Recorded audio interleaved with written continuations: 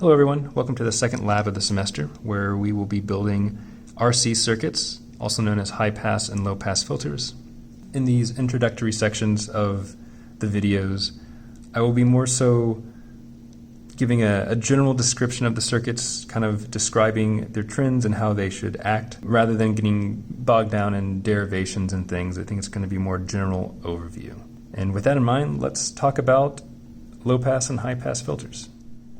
I have drawn a low-pass filter up here in the top left-hand corner, and we can see that it's just an AC signal input, a resistor, and a capacitor in series. We will be measuring the input, or using the oscilloscope probes to measure the input, which we are going to be setting, so it should be close to what the function generator should be outputting. And then we're going to be measuring our output signal over our different components.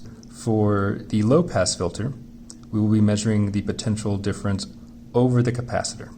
If we have an input signal that's a low frequency, then when we measure our output signal, we should have a signal that is unaltered. So the input and output should be identical.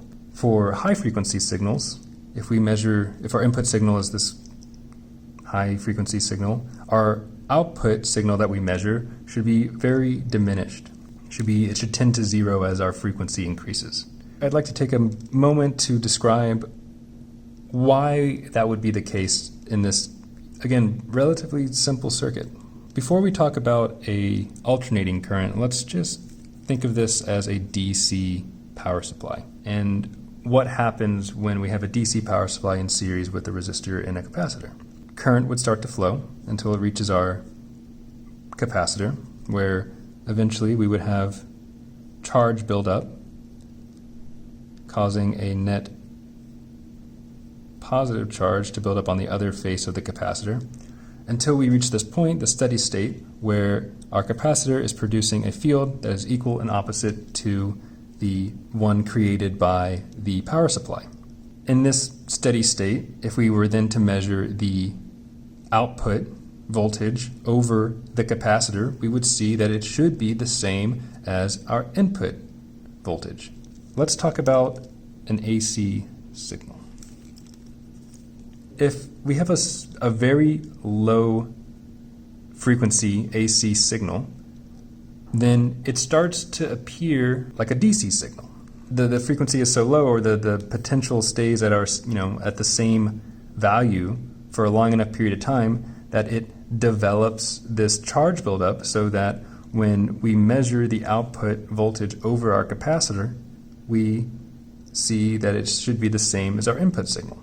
And so now, with that in mind, let's think about what would happen with a high frequency signal in this capacitor. A high frequency signal wouldn't have, if it's alternating fast enough, then there wouldn't be enough time for charge to build up on the capacitor, so we wouldn't see this kind of resisting field. And so at high frequencies, it's almost like the capacitor isn't there. So if we imagine it not being there, if then we measure the voltage drop over this, well, the voltage here is going to be equal to the voltage here. So our V out is just going to be zero, or close to zero. That's the idea of why in this configuration high frequency signals are filtered out while low frequency signals aren't. Now let's talk about high pass filters.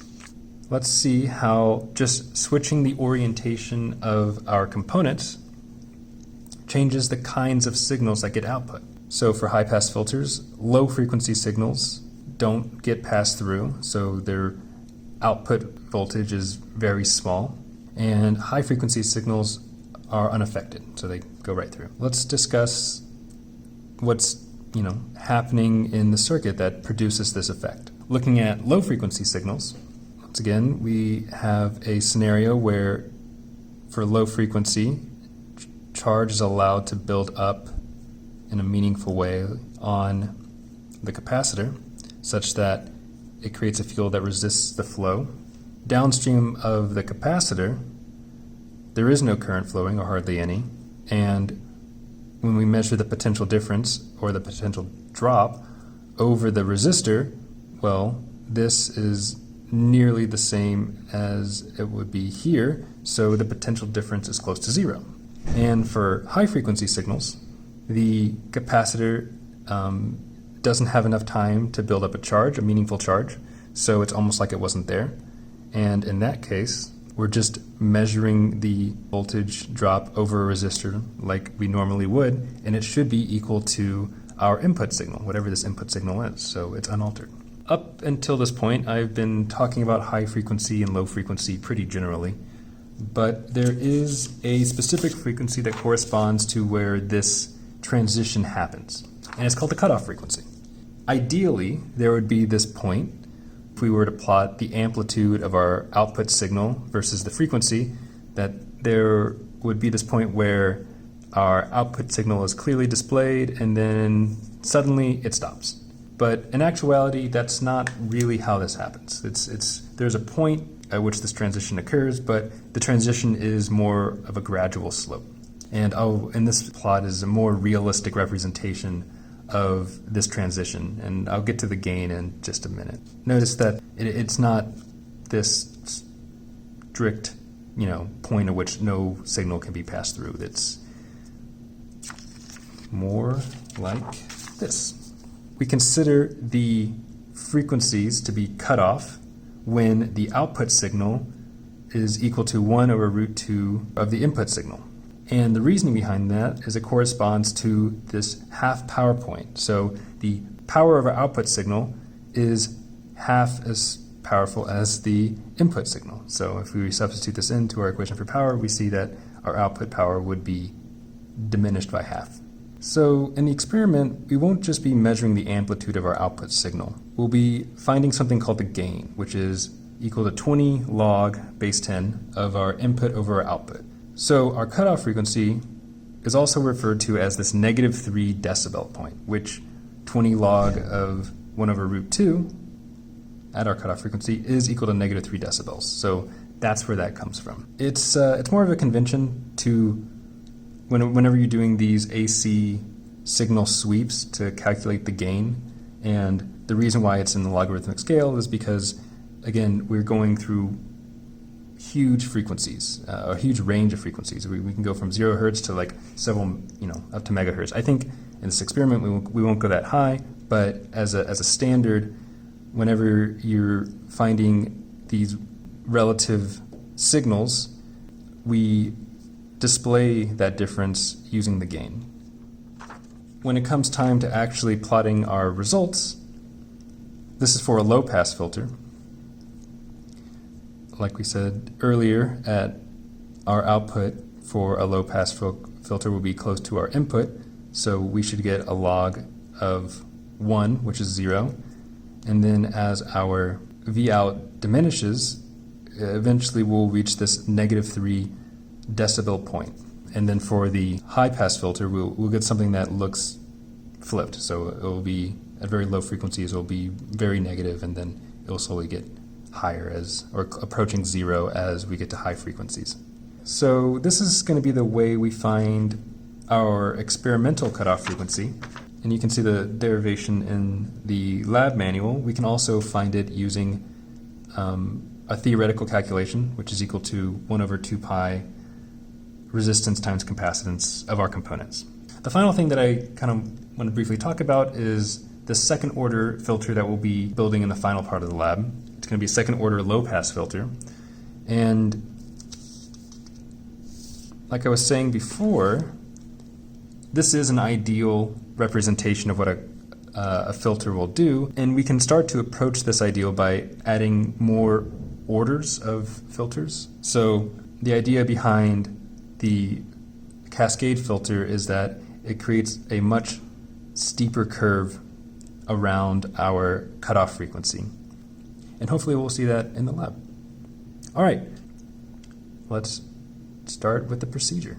So the very first thing that we're instructed to do is to calibrate our probes. And to do this, we actually attach it to the oscilloscope down to this terminal right here. You can see, and a place to ground it is right below it. If you can see it on the oscilloscope, this terminal outputs a 1 kilohertz square wave. That's what we're seeing on the screen right now. And we should be seeing a square wave, and we're not. And that's because it's not calibrated. If we use our screwdriver, we can adjust our tuning so that our output is this square wave. And this is important for all the measurements that we're going to be taking using the oscilloscope. In future experiments, you can assume that I've done this calibration, and it's something that's, pretty much already done for all the probes in the room. Let's go ahead and move to the next part, and we can start measuring the components that we're going to be using in our circuit. So these are the components I've chosen for the experiment.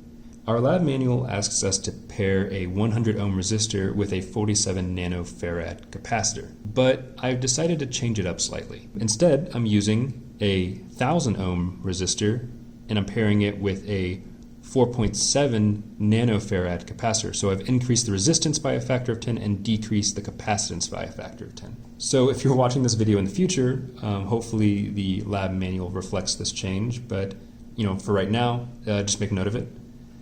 And let me explain the reasoning behind making this change. So when I was running through the experiment with those original components, I was noticing that the input voltage was dropping as I increased the frequency on the function generator. If you look in the manual, we are asked to we are asked to set the function generator to 2 volts peak to peak, and we would like it to remain at that value for the entire run of measurements, but it was dropping. And considerably so. So like it was by the end of it, it was like down to a volt, like half the value that it usually was, or that it should have been. The reason for this is the function generator does have some internal output impedance, and it's around 50 ohms. So at low frequencies, it didn't really matter because the impedance of the capacitor was really high, and so like the effective resistance of the circuit was negligible, or the impedance of the function generator was negligible. It didn't really matter. But as we increase the frequency, the impedance of the capacitor drops off, and now the function generator, 50 ohms, is close to the value of our resistor that we were using, so our input voltage was dropping off. And the simple fix is just to increase the resistor. So even at low and high frequencies, the impedance from the function generator is negligible, or nearly so. Talking about these components, the frequency, the cutoff frequency, if we make that calculation, because I've increased this by a factor of 10 and decreased this by a factor of 10, like it shouldn't change the value of it. It's still going to be around the same value because the ratio is the same. It makes for much more clean measurements. And one final thing that I want to talk about, in the last part we make a cascading filter, which we add on another resistor and capacitor that kind of follows this trend of increasing the resistor by a factor of 10 and decreasing the capacitor by a factor of 10. And originally in the manual, those components were 1000 and 4.7. So now, since these are now those values, for the cascading filter, the resistor is going to be 10,000 ohms and the capacitor will be 0.47. I hope that all makes sense. Let's measure the components and start the experiment. Let me change this so it's measuring capacitance.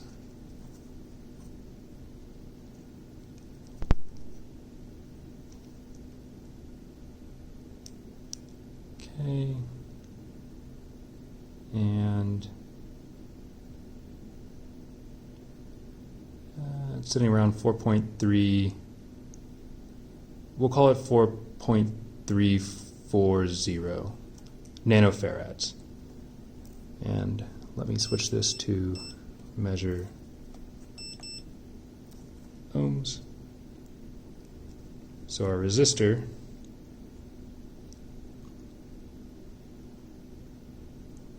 is 0.9898. We'll call it 989 kiloohms. I'm sorry, 989 ohms, 0.989 kiloohms. Those are the values of our two components. let's find the theoretical cutoff frequency. So that would be 1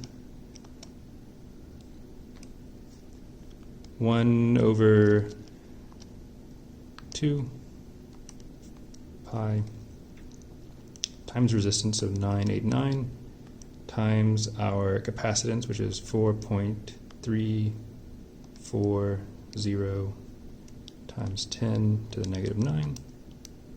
Okay, so our theoretical cutoff frequency based off our measurements should be around 37,000 hertz. All right, so I've gone ahead and built the circuit using the components that we just measured. This is the low-pass filter, so let's go ahead and trace the circuit out. I've opted to just use the breadboard because we weren't using any of the other features on the electronics kit from the previous video, so it still functions the same. Each of these 4 columns are all connected, so I have power coming in here. So from our function generator, this is this red wire, comes into this far left column. We jump from that far left column to one of these rows where our resistor is at. Current flows through our resistor to another row, which is just jump down here to where the capacitor is.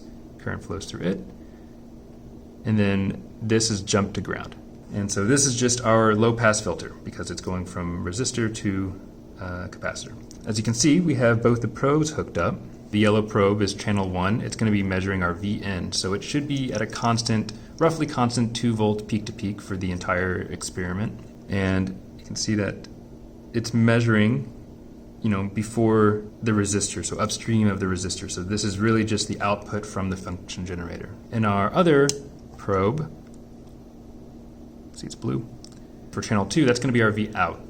And it's going to be measuring the voltage drop over our capacitor. So you can see that it's in line with the capacitor up here, and it measures the voltage drop over it. So now let's take a look at the function generator.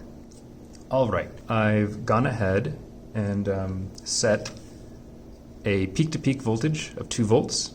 I'm outputting from channel 1, and right now it's just sitting at 1,000 kilohertz. And on the display, we can see that, actually I'll re-auto it, so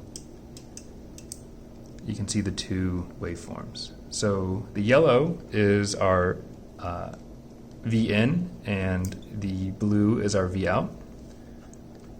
And let's go ahead and have both those displayed. Because we're at a low frequency, we're not seeing any voltage drops, or the output voltage is the same as the input voltage because it's letting those low frequencies pass through. And I'm going to go ahead and scale it so that they're being fully displayed on our oscilloscope. Sure, right there. Then widening it out a little bit. Now that everything is set up, we can start collecting data. Our lab manual asks us to find the input voltage and output voltage at a variety of different frequencies so that we can create a plot of our gain versus our frequency. To get a nice plot, we want to make sure that we have kind of a good resolution around where our critical frequency or our cutoff frequency should be. So from our calculations, it should be around 37,000 hertz. And I think we'll start here down at the low frequency. We'll have our first data point be 1,000 kilohertz. We'll kind of go in largish steps leading up to that 37,000 critical, where it should be. And we'll take smaller data points around that region, and then we'll start going to larger increments for our frequencies. And once we kind of get around to that 37,000 frequency mark, we'll kind of tune in and find, what is our experimental critical frequency. We just know it should be around there, well, at least hopefully, based on our calculations and our measurements. Our very first data point will be here at 1,000 kilohertz. I'm sorry, 1 kilohertz, 1,000 hertz. And we see that our input voltage is 2.05 volts, and our output voltage is also 2.5 volts. Just to give you an example of the calculations. If we were to calculate the gain, well, that is 20. Let's see if I can show it. 20 log of our our output voltage, so 2.05 over 2.05. So log of 1 is 0, so that makes sense. So this is our values, our gain values should only get smaller from here. And remember, the cutoff frequency corresponds when this, our decibel, our gain value is -3 decibels, or when we do this calculation, it should be around -3, this ratio. So that's our first data point. 1,000, input voltage 2.5, output voltage 2.5, gain 0. So point 2, let's go in steps of 5,000 here. I'll adjust the horizontal axis so you can see a nice scale. At 5,000, nothing's really changed. We're still giving an input voltage of 2.5, and I guess it is kind of moving back and forth. The resolution of the oscilloscope isn't great. Sometimes it kind of fluctuates in this hundredths part, but we'll go ahead and say that our Vout is, well, it's jumping back between 2.00 and 2.05. We'll call it 2.025. Okay, so that was 5,000. Let's do 10,000. Spread this out. Our input voltage is still 2.05, and our output voltage is 1.96. Looks like it's staying steady around there. Okay, let's go to 15. So at 15 kilohertz, our input is still 2.05. Our output is 1.89. At 20K, we have our input voltage is dropping slightly. It's going back and forth. We'll say it's, well, I'll say it's 2.0, well, 2. I guess we'll say 2.02. And our output is 1.78. So let's see, 25. Our input is 2.01. It's kind of bouncing back between. And our output is 1.69 volts.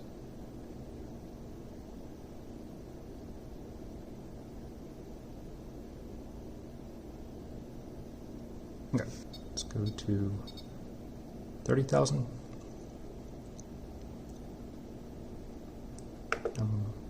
You can see that our output voltage is getting smaller visually by the size of our output on our oscilloscope. So let me scale it so it's still kind of getting our full range on our display. At 30,000 hertz, our input voltage is 2 volts, and our output is bouncing back between 1.58 and 1.56, or is it staying steady at 1.58? Back and forth. Okay, so split the difference, call it 1.57. So now we're getting kind of close to that 37,000 hertz mark, so we'll go in smaller increments. So let's start at like, let's see, we'll start at 33, and we're going to go in steps of 1,000 hertz for about 10 measurements. So at 33, our input is 2 volts, and our output is 1.5. And then at 34,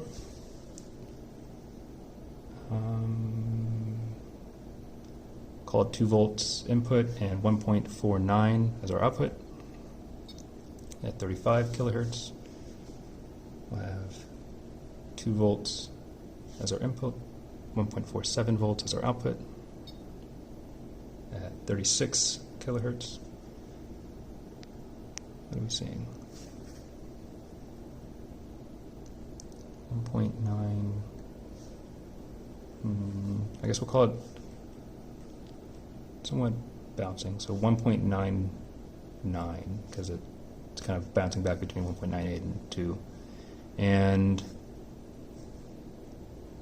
our output voltage can be 1.43.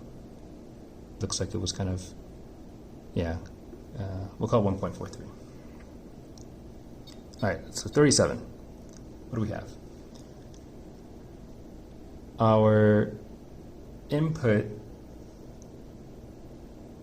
is, again, around that 1.99 volt mark, and then our output is sitting steady at 1.42. I'm going to go ahead and make this calculation to see how close this is to our negative 3 decibel point. So let's do that. 20, let's see if I can spit on the screen. 20 log of output, so 1.42, over our input, I'll say 1.99. And we have negative 2.93, so that's actually pretty close. Let's see if we can, probably when our output voltage is 1.41 will probably be the closest to our cutoff frequency. So let's see if we can go even finer and find that.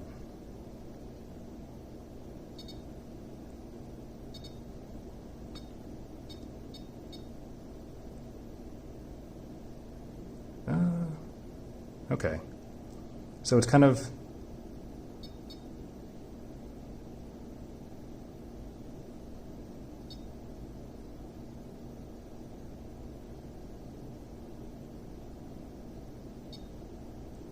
so I thought I saw it kind of bouncing back between 1.42 and 1.4 just now.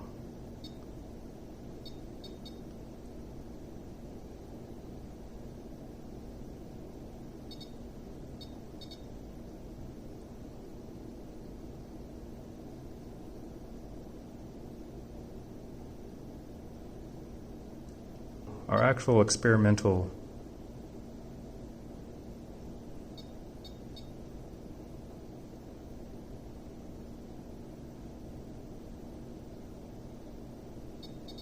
okay, 20 log of 1.41 over 1.99 is negative 2.993 if we round it there. So that's pretty close. What do we say? Our experimental was 37, and our calculated, our theoretical is around 37,000 hertz, and our experimental is getting closer to 38. So that's pretty good correspondence. We'll continue going in steps of, or I guess we'll make this our critical or our cutoff frequency and one of our data points as well. So at 38 kilohertz, we have 1.99 V in and a V out of 1.41. At 39, we have input of 1.98 and output of 1.3, we'll call it 39. At 40,000, we have an input of 1.98 and an output of 1.38. 41 kilohertz, 1.98 and 1.3.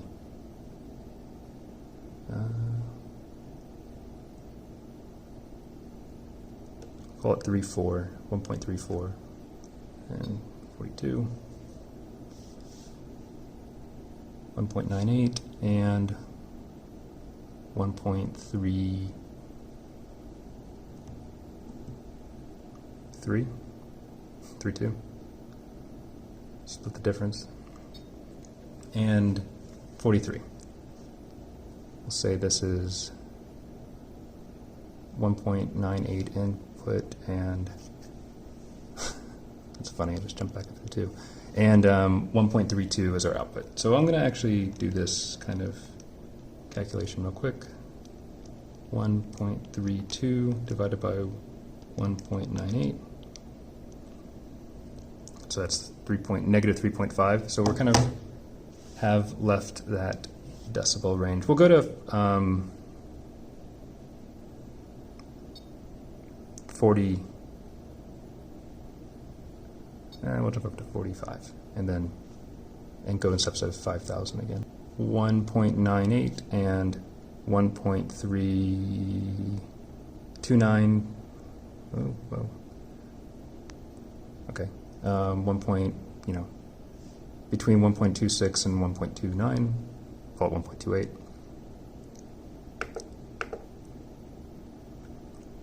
Let's go start getting larger steps. Go to 50,000.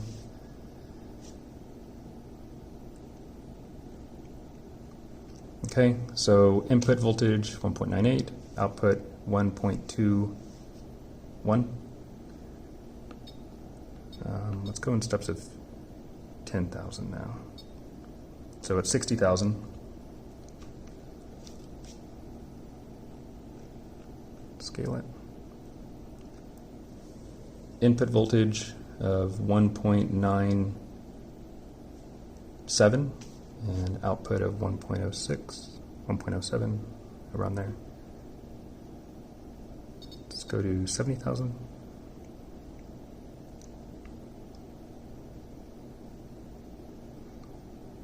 .98, and actually, let's probably do this.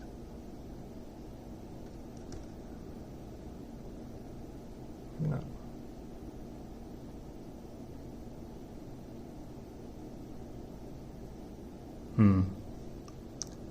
Adjusting the scale has kind of increased that.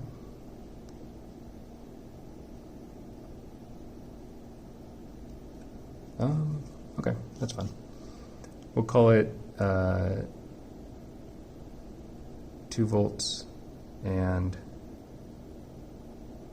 950 millivolts. And then let's go even, sure, we'll go to 90,000. Whoops.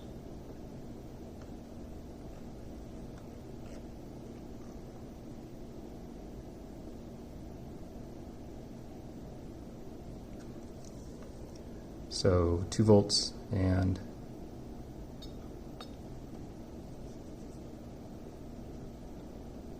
about 780.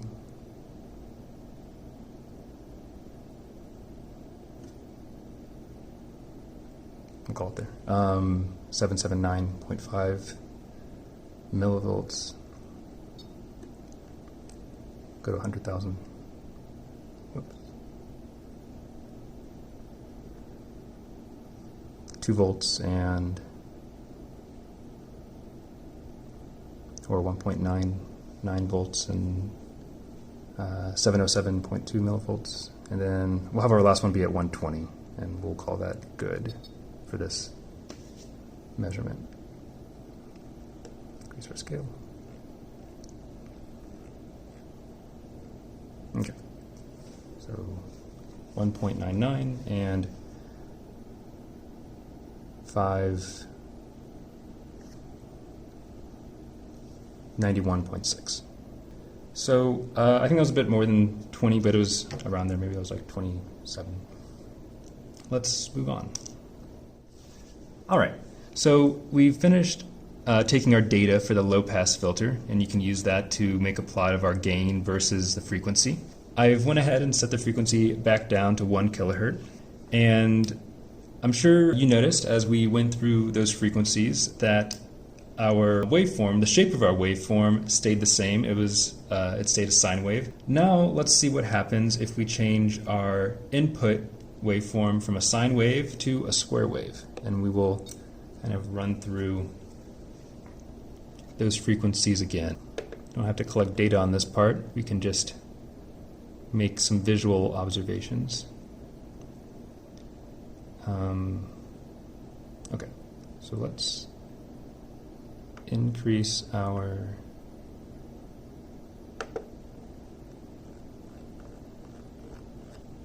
so just like the sine wave at low frequencies, our input and output waveforms really isn't that it really isn't changing that much. This up to 30. Let's see what happens. So we're going to start to increase our frequency. So see if I can adjust both the scaling and the frequency simultaneously. Okay, so what are we starting to notice? The output signal is our blue signal, and we're starting to see that it's becoming more clipped, like it's not this straight square wave anymore. Let's increase it even more. So now we're starting to get more of this sawtooth pattern. So now we're at, say, 30,000 hertz. Let's go to our experimental cutoff frequency.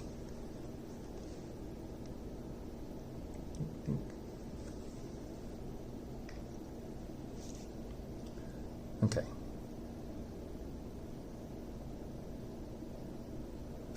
So our lab manual asked us in part 12 to find the output or the frequency in which our output voltage has a shape that best resembles one of the other signal generator functions. So no longer a square wave. A bit of a spoiler, we only have 6, and it's not going to really, you can imagine it's not really going to be a pulse, some random noise, or the other one. But let's increase our frequency, and if we can start to see this change occur. So it already is at starting to kind of look like this wave, like an actual wave, like a sawtooth pattern. Let's see at what frequency we start to see a triangular wave, or this ramp as it's called on our waveform. So we're actually at a really high frequency. We're at 160, 210. Actually, the output voltage is much smaller now. But now, at this super high frequency, we see our waveform no longer looks like a square wave. It looks like a triangular wave. And just to kind of show this, I'm going to change the input to a triangular wave, just so you can see that. So our yellow is now going to be a triangle, and we'll see that the blue, the channel 2, the output, looks like how this new one is. So that's what an actual triangle wave looks like. And we can see that when our input is a square wave at these high frequencies in a low-pass filter, our square wave gets transformed into a triangular wave. So one final thing that I would like to do before making the measurements for our high-pass filter is to jump down to step 14, where we are asked to find the phase shift at our cutoff frequency for either the high-pass or low-pass filter. So I'll go ahead and do it for the low-pass filter. We are asked to measure it using just the display, and then measure it using the measuring feature in our oscilloscope. I've gone ahead and set it back to our experimental cutoff frequency, 38 kilohertz, and I've scaled the waves appropriately. So let's go ahead and see if we can find the phase shift between our two waves. So to do that, let's zoom in a little bit. So I have a bit of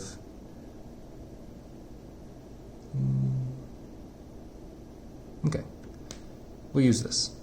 So we're interested in the displacement between our two waves here and here. So at this scale, our increments, each of these boxes, represents 500 nanoseconds. It looks like the displacement is 6.2.4. So 6.4 units on this scale, 6.4 times 500 nanoseconds would be 3.2 microseconds. And from that, we can calculate our phase shift. To do that, we need to find the period of a whole wave. To find the period, we just take 1 over the frequency. Our period of our oscillation, so 1 over 38,000, is 2.63. Our measured displacement was 3.2 microseconds. So the ratio of the two, so what fraction of the period is this displacement? It's 0.12. So our phase shift would then be that fraction of 360 degrees, because that represents a whole phase. So times our answer. And so our phase shift is 43.776 degrees. Let's see if we can also measure it. So if you notice, when I was doing all the low pass measurements, I was actually showing the phase shift. You can see it down here. So this is the phase between channel 1 and channel 2. And we are getting something similar. So it's kind of bouncing around between, I don't know, 44.5 down to 43, somewhere around there. So I'll stop it there. All right, we'll say our measured phase shift is 44.37 degrees. So a good correspondence between what is being measured and what we saw and measured ourselves. Now I will construct the high-pass filter. I'm just switching the places of the capacitor and the resistor, and now our output is going to be measuring the voltage drop over the resistor instead. Okay, let's switch to that. I've constructed the high-pass filter. All I've done is switch the two components. So now, if we follow the path of the current, it's coming in from our function generator, being jumped to this row where it's going through our capacitor, jump to this row where it's going through our resistor, and then going to ground, and then our input, or channel 1, is still measuring the same, so that's not going to change. And then now our channel 2, or blue, it's a little off screen, bloop, is measuring the voltage drop over our resistor. So let's set it back down to 1 kilohertz. And you can see this is very, very small because it is a very low frequency, so the output voltage is very, diminished. So let's scale this.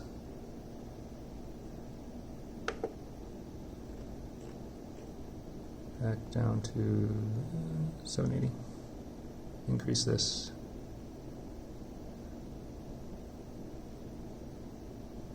Okay. We've actually, this is as zoomed in as we can get. So at this, I'll actually stop it because it's 2.7. I guess so. All right, yeah, we'll go ahead and stop. So our input voltage is 2.07 and our output voltage is 64.8 millivolts at 1000 hertz. And again, the amplitude hasn't changed. You all know the drill. We'll kind of run through these pretty quick. And I'll try to do the same values that we measured previously. So let's jump to 5000. Scale this back.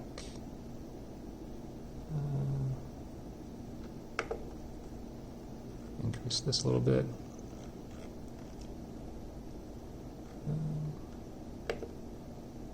Okay, that's fine. So 5000, input 2.05, output 276.6 millivolts. Sure. Let's jump to 10,000. Scale it again.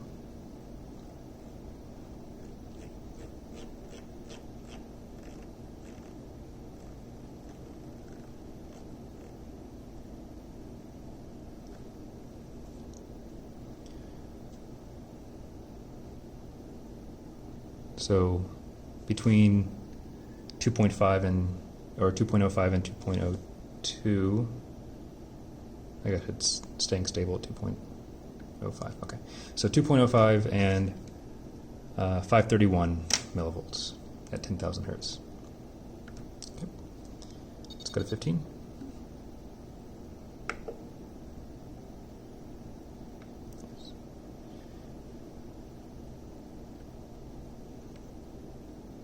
All right.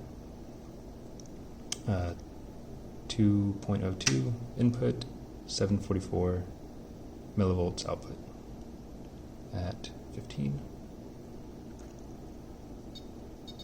We'll go to 20,000, scale it.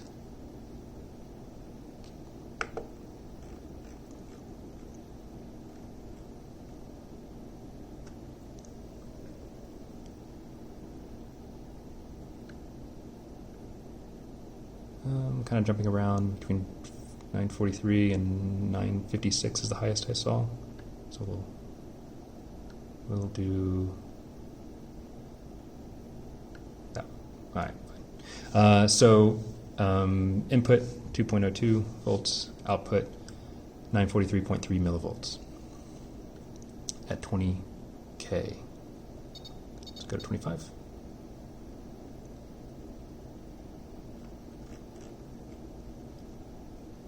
Okay, 2 volts or 2.02, so 2.01 volts input. Well, sure. 2.01 volts input and 1.1 volts output at 25 kilohertz. Let's go to 30. Scale it down.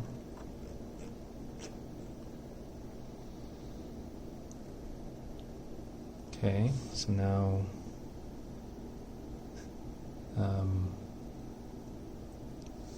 looks like 1.9, well, we'll say 2 volts because it's going between 2.02 and 1.98, so 2 volts peak to peak for our input and 1.25 for our output, and this is at 30K.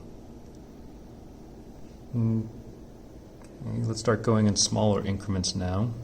So at 31, we have 1.99 input and 1.27 output at 31 kilohertz.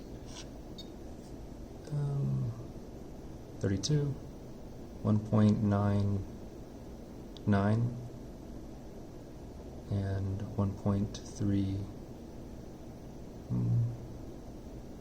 You can split the difference between, call it 1.295 if you want, or 1.3.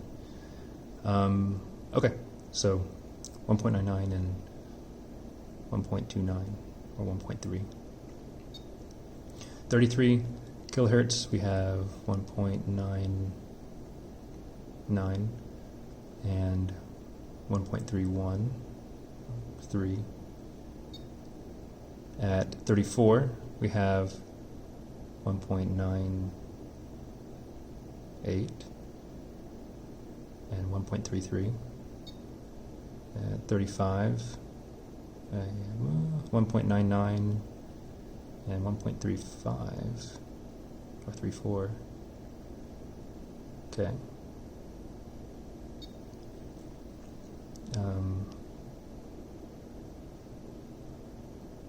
36 kilohertz, 1.99 and 1.37. Okay, we should be getting close to our cutoff frequency again. 37, so 1.98. Is it staying at 1.98? 1.98 and 1.38, kind of bouncing back. So this was our, okay. 38 kilohertz, so this was our previous one, so let's stop it here. So at 38, we have 20 log of 1.40. Here, I'll show 20 log 1.40 over 1.98, and we get negative 3.01, which is pretty close. So once again, thankfully, our we can say our cutoff frequency is 38,000. So at least experimentally our frequencies are matching up. So it's between, comparing that to our theoretical cutoff frequency of 37,000, I don't know, it'll probably be around like a couple percent difference. Let's continue. So let's go up to 42 kilohertz like we did last time. So 39 is 1.98 and 1.42, or 41, call it 41. 40 kilohertz input is 1.98 and 1.43. You can split the difference. 41, 1.98 and 1.45. Okay. And 42, 1.98 and 1.46. And 43 kilohertz, 1.98 and 1.47. I guess we can go up to, didn't we jump up to 45 at this point? I think we did. Let's scale our, actually that's pretty good. Okay, so 45, it's 1.98 and 1.51. Jump over to 50.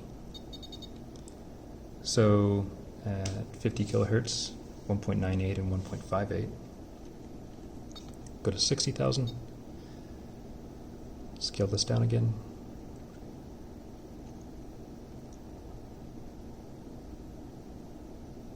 Go like that. 1.98 and 1.64 or 66. Call it 1.65. Go to 70. 1.98 and 1.70. Actually, it's kind of okay.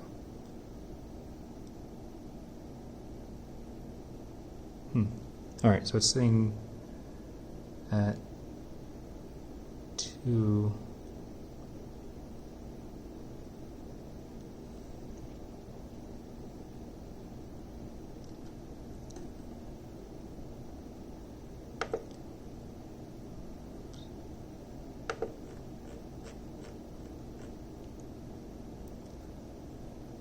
That's fine.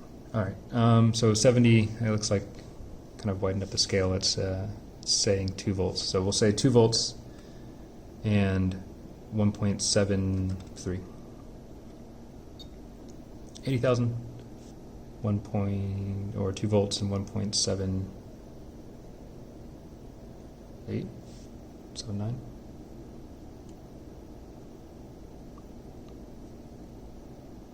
Yeah.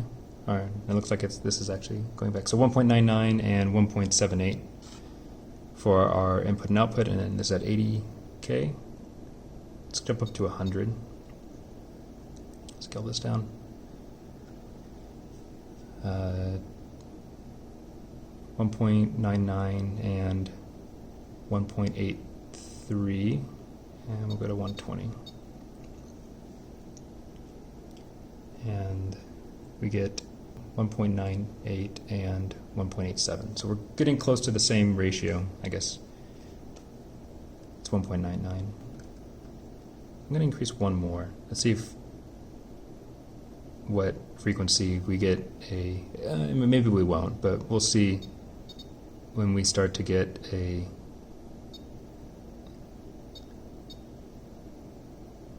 one-to-one. It might need to be like arbitrarily large, so maybe it's not really worth it. Yeah, it's like 450, 500, and That's kind of way beyond what we've done. So we'll say 120 is our last one. And it's 1.99 and 1.87.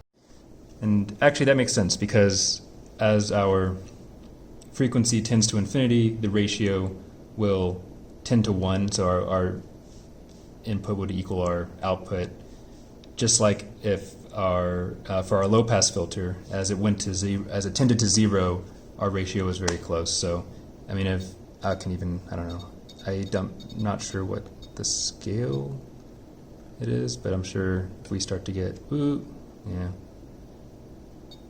So, I don't know.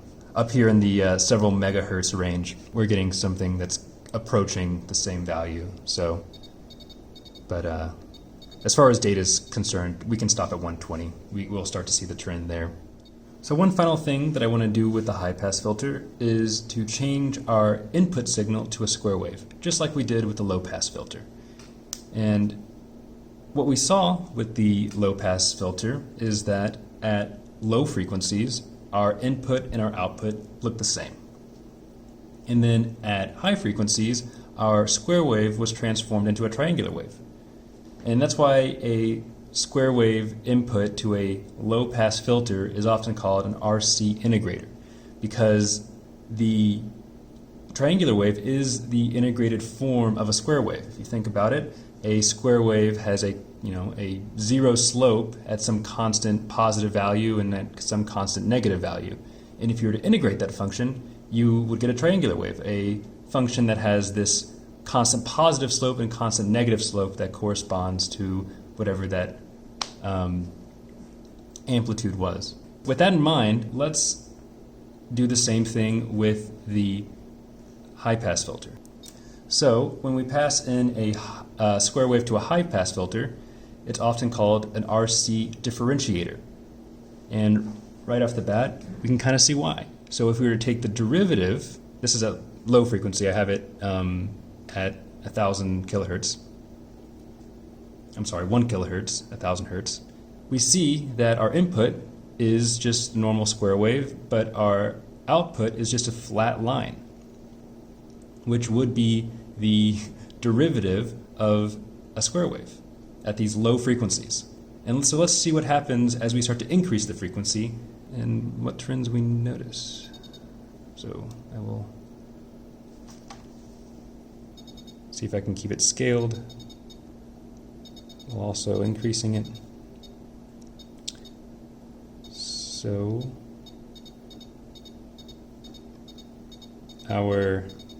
what was just a straight flat line, now we do have this kind of almost constant slope. So we're already at 125 hertz. Let's increase it at an even faster rate.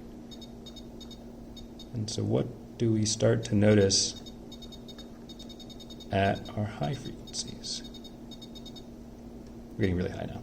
So all right, so at these very high frequencies, our square wave is getting a little distorted because, we have, our square wave still is like some combination of sine waves, and it's becoming more pronounced at these high frequencies. But more importantly, with regards to the filter, our input now matches our output. So the trend that we saw for the low-pass filter is that at low frequencies, our input and our output look the same, and at high frequencies, our output was the integrated function of our input. And now for the high-pass filter, we saw that at low frequencies, that our output was the derivative of our input, and at high frequencies, our input is equal to our output, or it looks the same. There's this correspondence, I guess, that we'd like you to see when you pass a square wave into these filters. That concludes this part for the high-pass and low-pass filter. Next, we'll make a second-order low-pass filter, calling a cascading RC filter, and run through the phases one more time, and we'll compare this second order low pass filter to our standard one that we did previously. So these are the components I've chosen for the cascading filter. Like I said previously, I decided to increase the resistor by a factor of 10 and decrease the capacitor by a factor of 10. So this is a 10K resistor, and this is a 0.47 nanofarad capacitor. So let's measure them.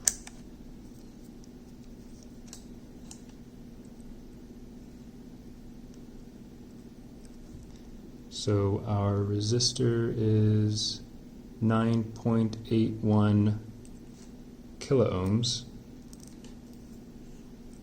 and our capacitor is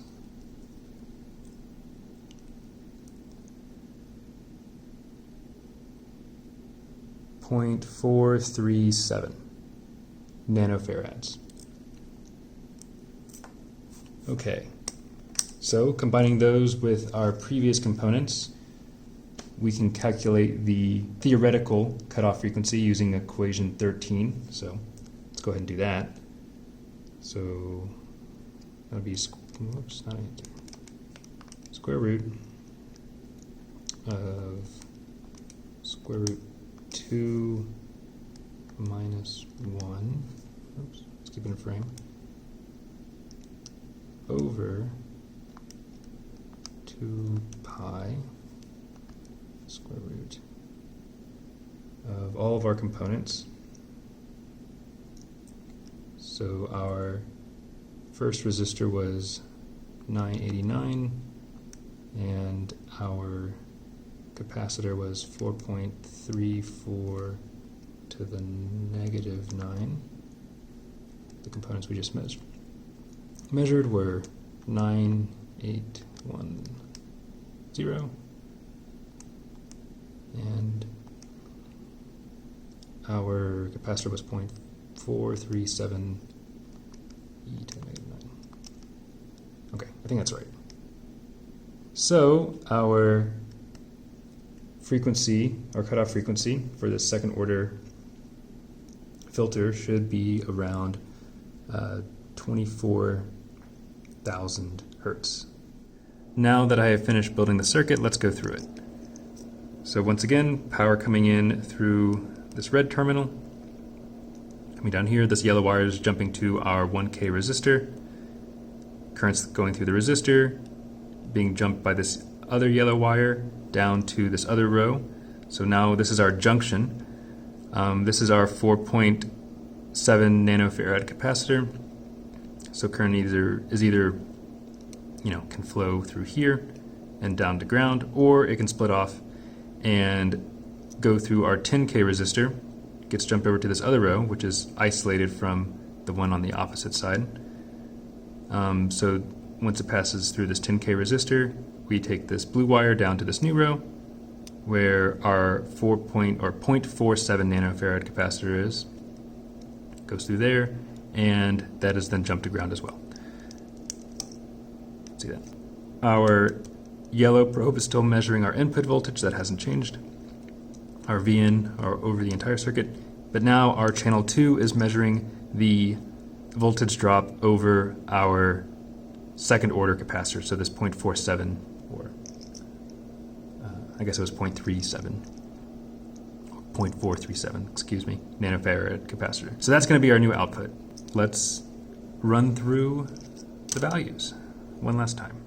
Okay, so we will have a similar measuring strategy where we'll kind of take some larger steps leading up to our cutoff frequency, and then kind of have a finer resolution around our cutoff frequency. This time it's much lower. It's at around 24K. So let's start 2 volts peak to peak at 1K hertz. Let's actually, whoops, sorry, I'm just going to decrease the waveform scale even more so that it's not outside of our display.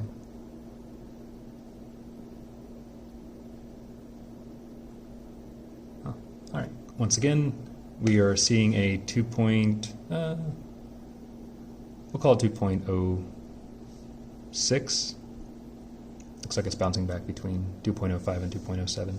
So our input voltage is 2.06, our output voltage is 2.05, and we are at 1K. Let's jump up to 5,000.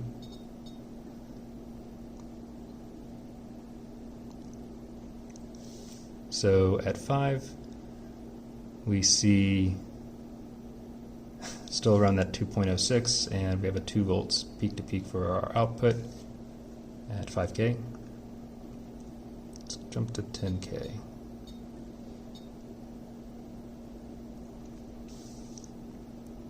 Looks like we have a 2.05 input, 1.89, so we'll call it 1.90 output for our 10K. Go to 15.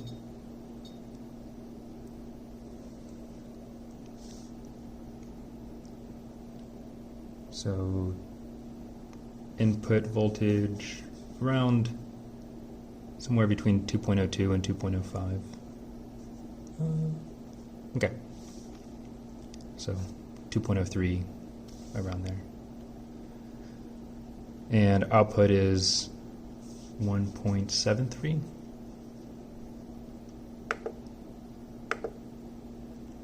Let's just increase our scale slightly. 1.72. Okay. So that was that. So let's go to, I guess, 5 below our cutoff frequency. So we'll go to 19 and go in steps of 1,000.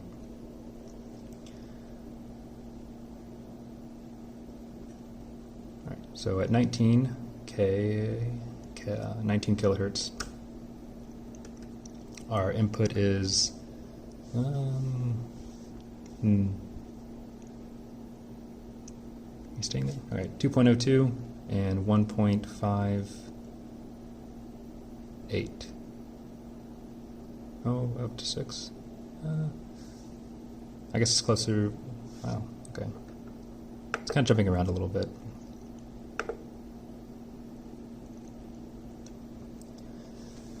So the lowest I've seen is 1.56. The highest I've seen was 1.61, but maybe it's staying around this 1.5.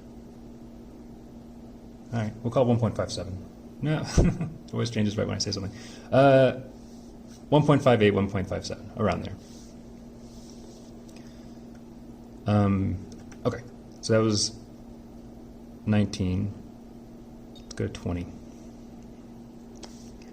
We have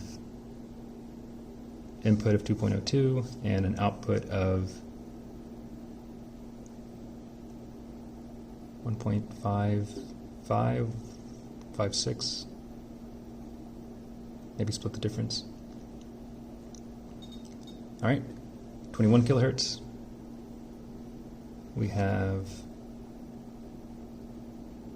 2.02 and 1.53. Okay.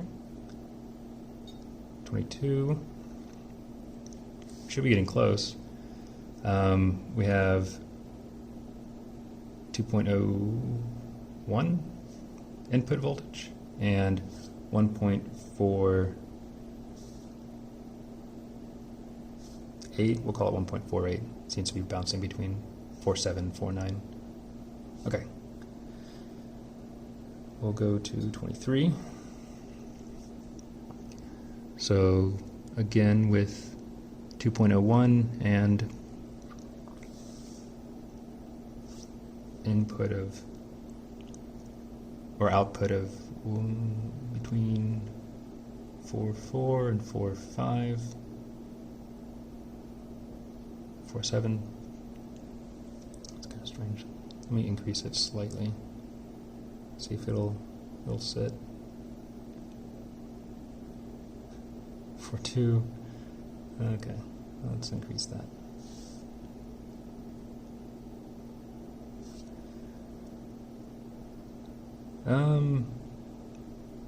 Okay, So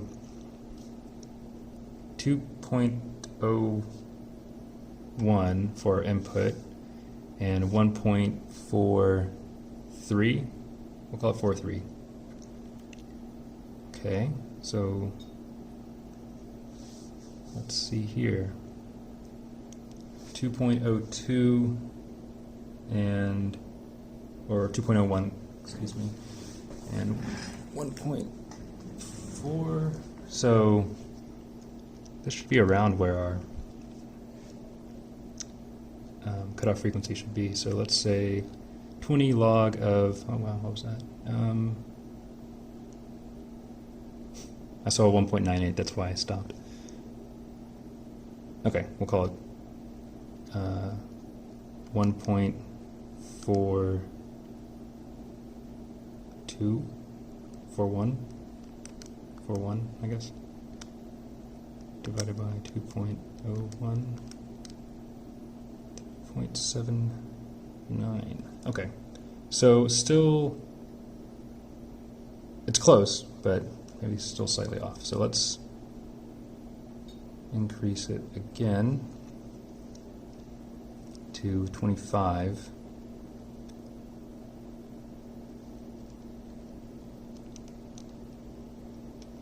Looks like,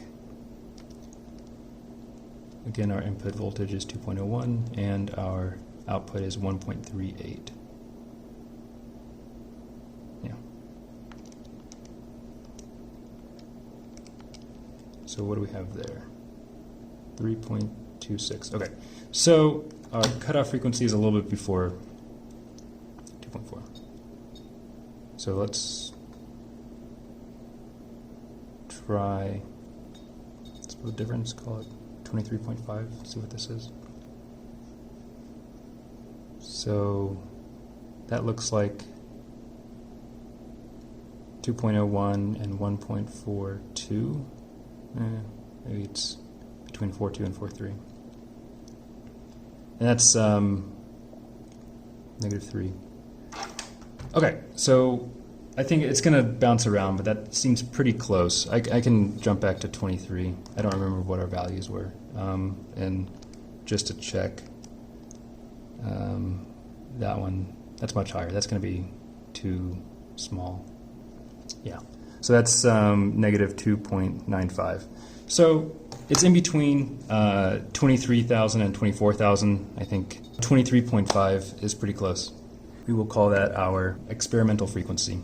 So let's get some more points around this. So we've recorded for 24. Let's jump to 25. And that one is 2 volts, 2.01, and 1.38 for our output at 25 kilohertz. And 26. We have 2.01 again and 1.36. What was that? 3. Okay, we'll call it 1.33.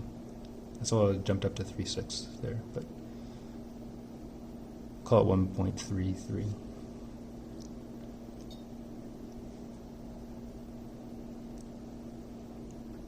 $27. Okay. We have 2.0, I guess we'll call it just 2, and 1.3, 1.31. At 28, we have 2 volts and 1.27, 1.28. We'll call it 1.28. Looks like it was the difference. At 29, we have 1.99 input and 1.25. And we'll just go to 20 or 30. So 1.99 again and 1.22 output. Cool. So that gives us a good range in between. Let's go to 35. Increase this scale.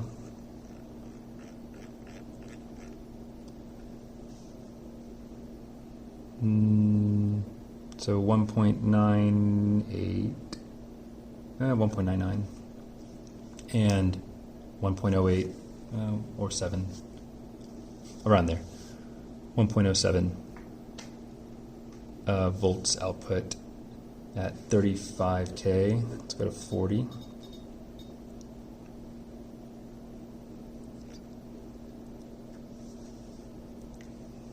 Input 1.98 and around 950. All right, so 1.98 and 947.2 millivolts for our output. We'll jump to 50.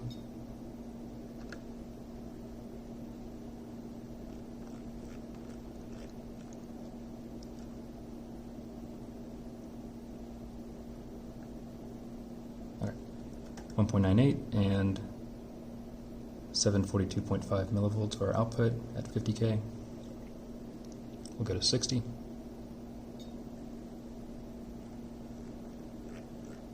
And let's go ahead and increase that.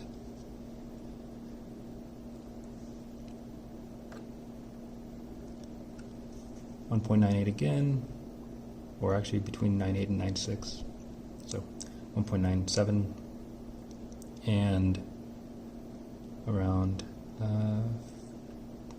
don't know,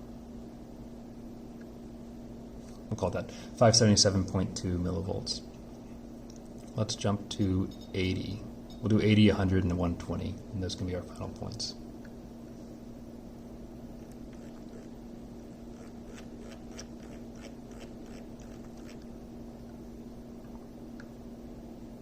So 1.96 or 95, 1.95 for our input, and around 3.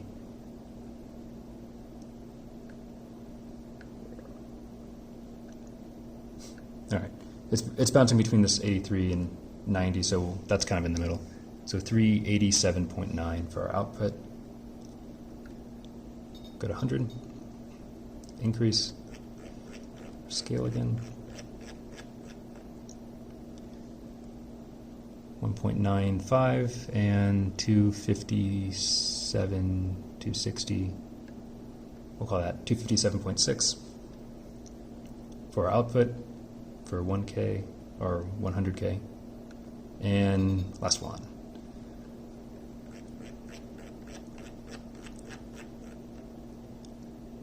So 1.95 again and 180, 190. That's pretty good. All right, that's fine. 190.4. Okay, so that's it. And I think you haven't plotted it out yet, maybe, but I think just going through the data or going through the values, we saw a much steeper curve for the cascading filter. And that's exactly what it does, or that's what exactly it should, what it should do is as we, increase the order of our filter, we should see a steeper and steeper cutoff frequency. So there should be this very distinct plateau rather than a curve. But hopefully, when compared to our first order, we see that it's a much steeper slope. All right, I think that does it for the experimental portion of this lab. I hope it all made sense, and I'll see you in the next video.